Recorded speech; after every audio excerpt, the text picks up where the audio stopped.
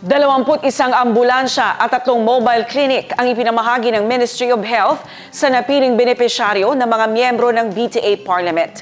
Bawat isang ambulansya ay nagkakahalaga ng 3 million pesos. 10 million pesos naman ang halaga ng bawat mobile clinic.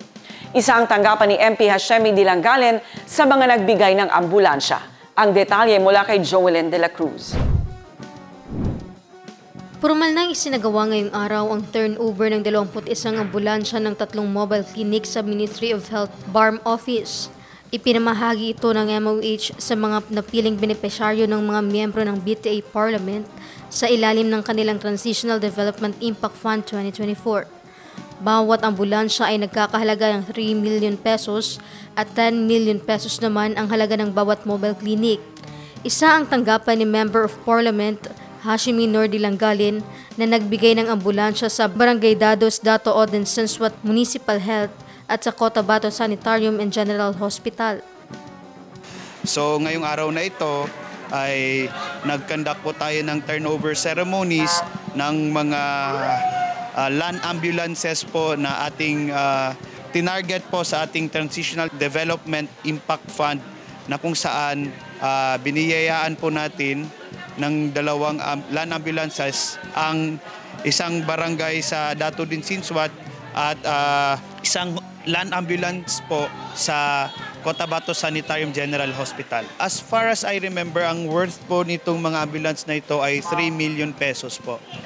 Inshallah, simulat nung termino naman po natin ay isa sa mga advokasya natin ang health, nutrition, disasters. So, doon isa po sa ating advocacy ang health na kung saan hindi lang po land ambulances yung naibibigay natin, kundi meron din po tayong mga medical outreach program na kung saan naglalagay po tayo ng pondo sa mga hospital na kung saan para matulungan po yung mga indigent patients natin na makatulong po sa kanilang bayarin sa hospital. And also, nagkaroon din po tayo ng distribution ng mga assistive devices, nag-distribute po tayo ng mga cane, wheelchair, at syempre nagkaroon din po tayo ng partnership sa Cotabato Sanitarium General Hospital na kung saan may mga patients po tayo na sinasubsidize po ng operation nila, bayarin sa operation nila, eye surgeries po. Nagpapasalamat naman ang Chief of Hospital ng Cotabato Sanitarium and General Hospital na si Ibrahim Pangato Jr. at ang Municipal Health Officer ng Dato Oden Sensuat na si Anwar Nur. Again po, maraming salamat po sa ating pong mga sponsors. Siyempre po kay Interim Chief Minister Sammy Gambar, kay dati pong ICN, kay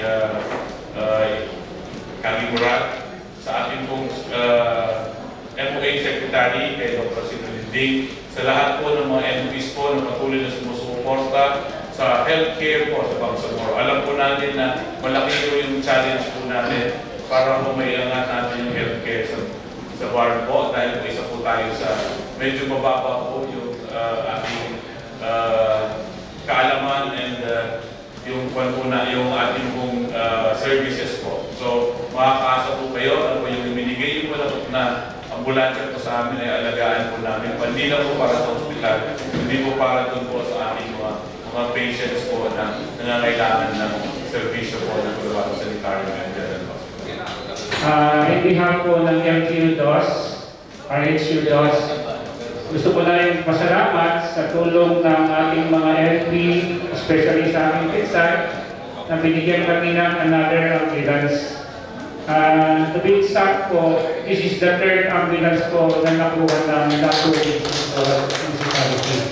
Yung first po is 2022 by Dr. Anayaki, MP Anayaki. Last year po, nakatanggap din kami ng transport vehicle from MOH BARM through MP Lidasan.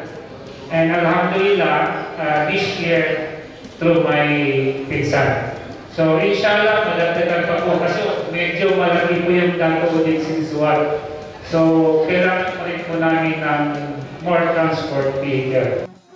Joelyn de la Cruz, iMinds, Philippines.